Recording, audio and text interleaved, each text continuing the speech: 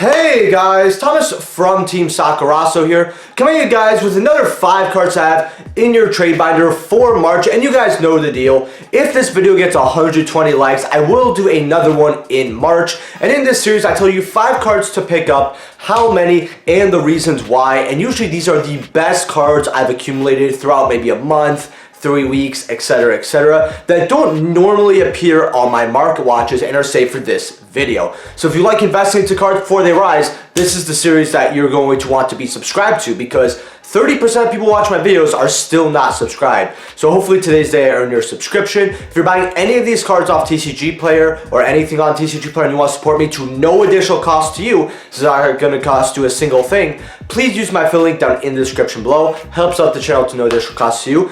And thank you to all my YouTube channel members, and consider being one yourself, because if you guys like these videos, our Discord community, we talk about buyouts, we talk about certain cards that could go up, and we have sections for different things, as well as we got a few memes, so that's one of the tiers for the YouTube channel members, as well as many more. So go check it out if you want to consider that. And we're just going to hop right into it. The first card I actually have here for your 5 cards to have in your trade binder is actually Solemn Judgment. And this is from Maze of Memories, the super rare.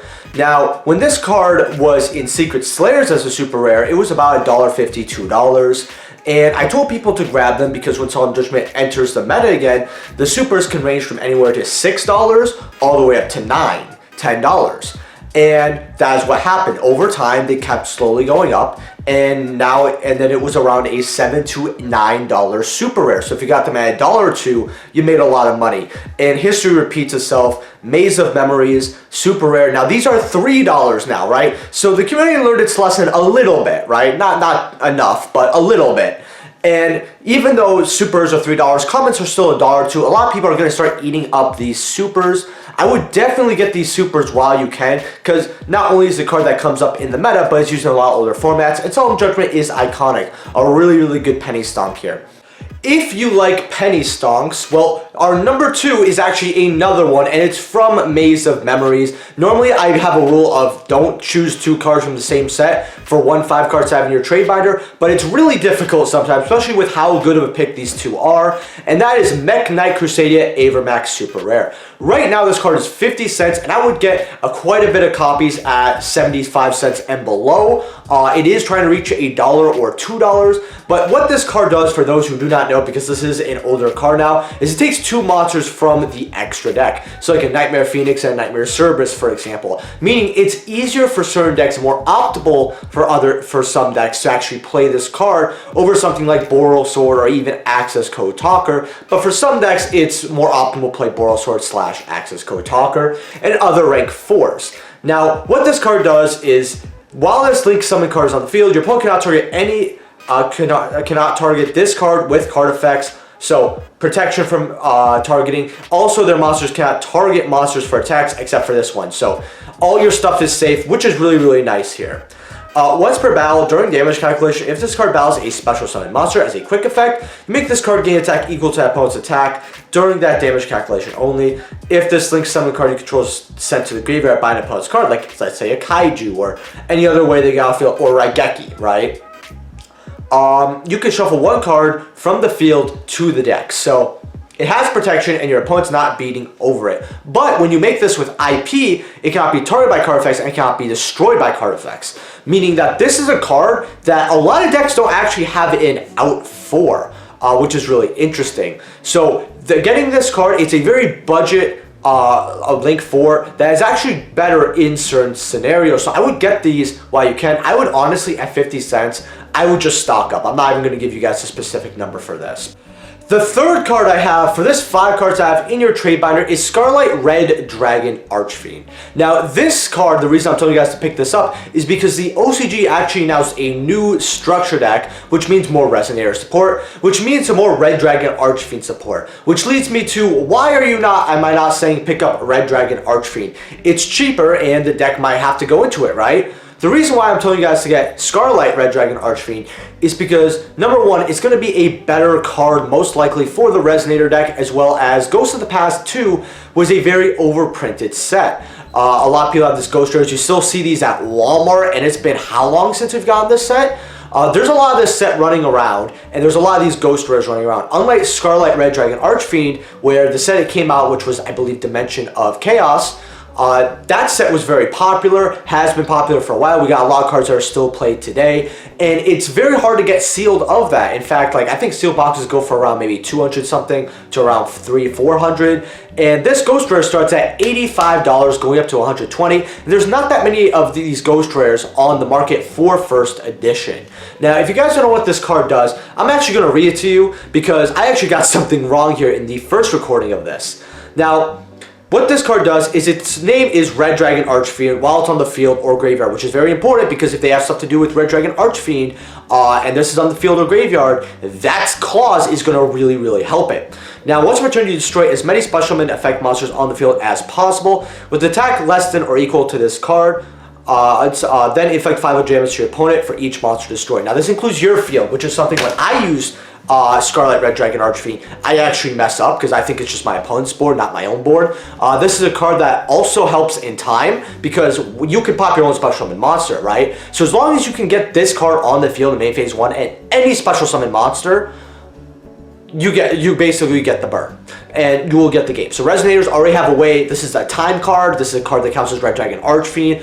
It's a pretty good card just for blowing up the field in general. I would grab these while you can. Now, this is an expensive card, and there is no guarantee that it will go up, but most likely it will. I would probably recommend get yourself 2 copies. If you could get yourself a play set and you have that money aside, that's great. It just means either more profit over time, because this card, no matter what, even if, say, it's not used in the Resonator deck, which I don't really see how it's not going to have any usage, this card is going to just scale higher and higher because this is a ghost rare that a lot of people love.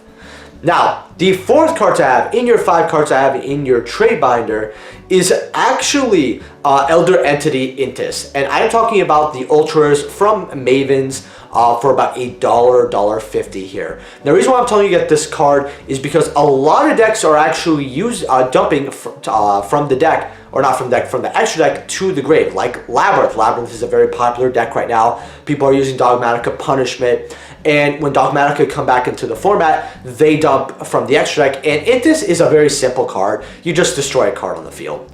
That's it. But just having that extra pop to go through your opponent's field, or say force them to, say, use a negate or some type of activation, really, really does help.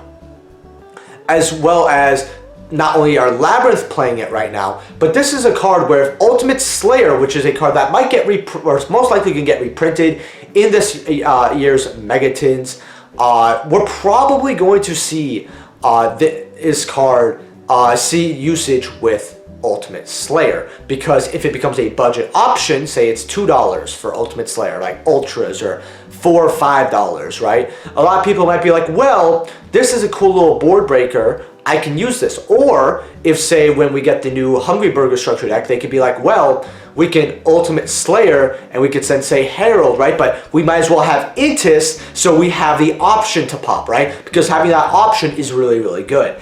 And that is why I'm telling you guys to pick up Elder Entity Intis. It almost sounded like I was telling you Ultimate Slayer for a bit there. But this is a card that always goes up over time. I remember when this card got a gold rare and it was about $1 and then rose to about a $5 to $7.5, $8 card. So I would definitely get these Ultras while you can. Especially because players are still opening a ton of Maze to this day. So a lot of people really like it. A lot of people are even trying to keep some of it sealed. So I will get your Intises while you can. And then the last card I have here is actually a card that I wouldn't use actually at all, which I like to be very upfront. I do not like gold rares. So having a gold rare on my 5 cards I have your trade binder, I can already tell like 10 or 15 of you just clicked off the video, and I can't even blame those people, is a Maxim Gold Eldorado Torrential Tribute. Now, why am I telling you guys to pick this card up if it looks ugly and I wouldn't play it? Well, Torrential Tribute is a card that comes in and out of the format, as well as played in older formats. So why am I advising you guys to get the gold instead of, say, an Ultra or a Secret? Well, Secrets are up to the moon, anywhere from 10 to 20 bucks. Ultra rares are about $4 to $5, and the card could get reprinted as, say, a Super, an Ultra, and we have common / rare printings up the ass. But gold rare is still a holo, and some people still like it. This card costs as much as the commons and rares. So these are 35 to 40, 50 cents max right now on TCG Player.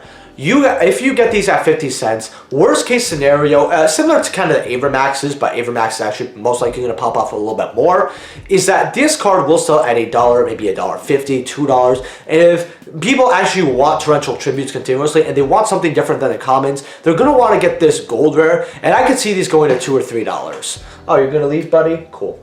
So go pick those up before they go up. Leave a like if you guys enjoyed and subscribed. Sorry that this 5 cards out of your trade binder was a little bit late, but I will see you guys in the next video. Remember, 120 likes, I will do a part 2 in March.